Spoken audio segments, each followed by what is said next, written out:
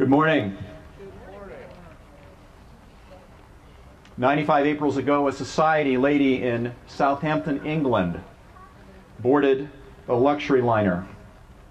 She asked a crew member, "Sir, is this ship safe?" He responded, "Madam, God himself could not sink this ship." And 95 years ago today, an iceberg ripped a gash in the hull of that luxury liner and sent 1,500 people to a watery grave. The British Commission of Inquiry investigating the sinking of the Titanic concluded that excessive speed was the primary cause. Excessive speed in an area of the ocean known to pose a serious risk of a disastrous collision with nature. Here we are again, cruising through troubled waters. Only this time, all waters are troubled. Those at the helm are saying, "Full speed ahead." And most of us are hanging out on the A deck, sampling the champagne and caviar, and telling each other there's nothing to worry about. But you're not. You're here, standing in the rain, and you're worried, and you should be. Among the diverse causes that brought you here today is the personal commitment of a man named Bill McKibben, a Methodist Sunday school superintendent. 10 years ago, Bill wrote a book about global warming called The End of Nature. In an article he later wrote for Christian Century magazine, he talked about the kinds of laws needed to alter our course on climate change policy. And then he said something very striking, that the leadership of churches in the climate change movement was absolutely mandatory.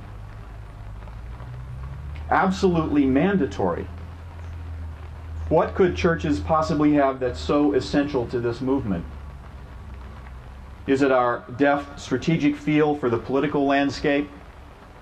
Or maybe it's our cadres of highly disciplined shock troops who can ring doorbells and man phone banks tirelessly?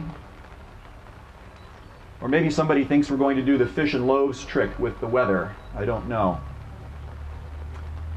Bill McKibben saw churches as having a unique capacity to declare that some things are more important than endless economic growth, that some goals are more important than endless accumulation. What might those goals be?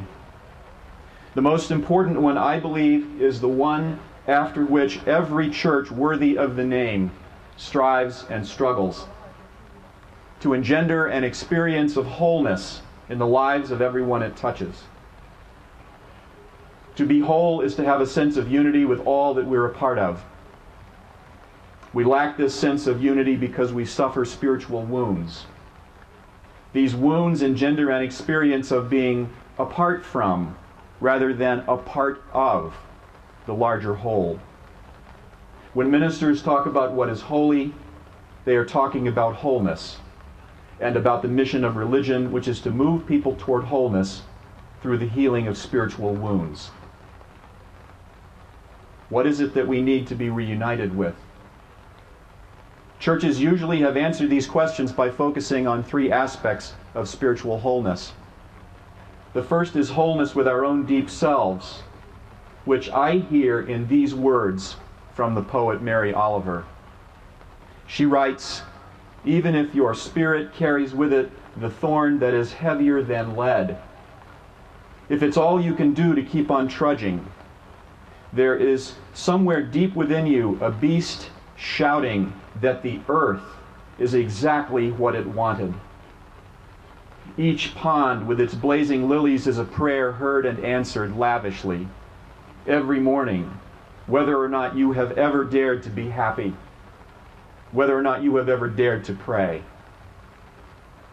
We cannot be united with that sensual animal part of ourselves if the earth it longs for is wounded, toxic, uninhabitable, desecrated. The second aspect of spiritual wholeness is with other people, which I hear in the words of the poet E. E. Cummings when he writes, "How fortunate are you and I, we who have wandered down from fragrant mountains of eternal now to frolic in such mysteries as birth and death a day, or maybe even less."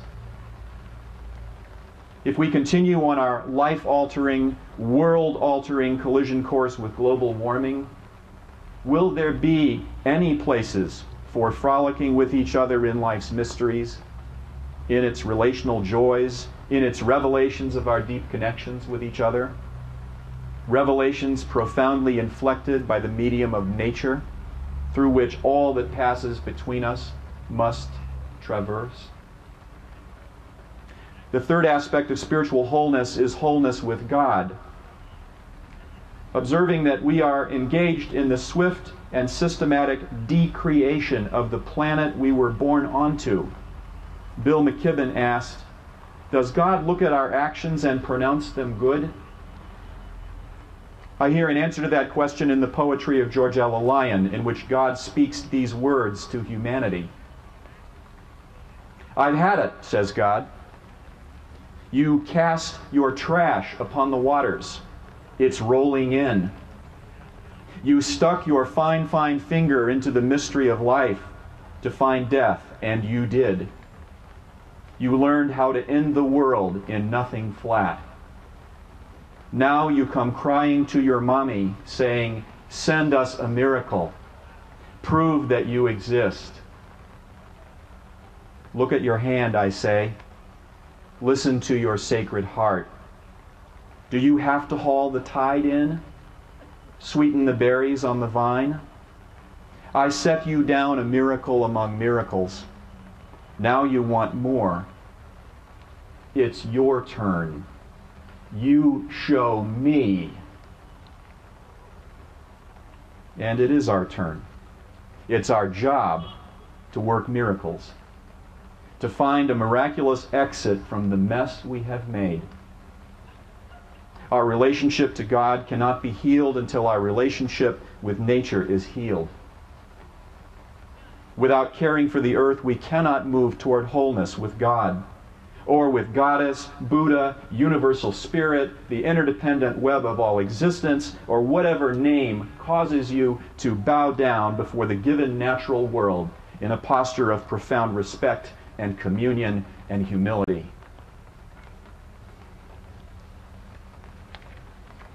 We cannot move toward wholeness with self, with others, or with God without addressing our estrangement from nature. So any church that takes its fundamental mission seriously must come to terms with global warming. Churchgoers must be as fervent about what happens in this domain as we are in the more familiar areas of religious life. As fervent as the eco-prophet and poet Wendell Berry in his manifesto for what he calls the Mad Farmer Liberation Front. Say that your main crop is the forest that you did not plant, that you will not live to harvest. Say that the leaves are harvested when they have rotted into the mold. Call that prophet. Prophesy such returns.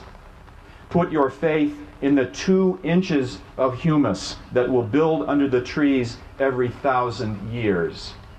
Listen to carrion. Put your ear close and hear the faint chattering of the songs that are to come. We spiritual inhabitants of Sunday must reclaim our rightful places in the Monday through Friday world, in which nature is bought and sold every day, just like one more publicly traded stock on the New York Exchange. When we do that, we will find ourselves disagreeing about what should be done. Climate change is becoming a priority not only among liberal religions like mine, but also conservative ones. Green Unitarians are discovering green evangelicals and vice versa. These encounters are a classic example of the opportunities opened up by the arrival of crisis. In global warming, we may finally have an issue that forces churches to rethink our cherished stereotypes about each other.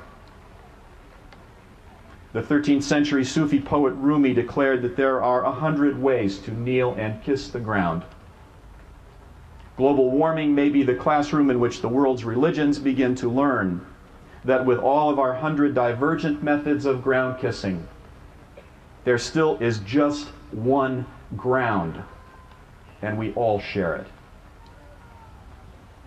In confronting the issue of climate change, those of you gathered in this rainy spot today have embarked upon a healing profession. It is a noble calling. I would even dare to say it is holy work, whether or not you ever use words like church or religion or God. Praise whatever path brought you here today. Praise whatever path beckons to you as you leave here today in search of solutions to an urgent problem in which all souls have a profound stake. Praise whatever way you find for kneeling and kissing the ground, for loving the earth, and in that love, for moving toward wholeness. Amen, and may it be so.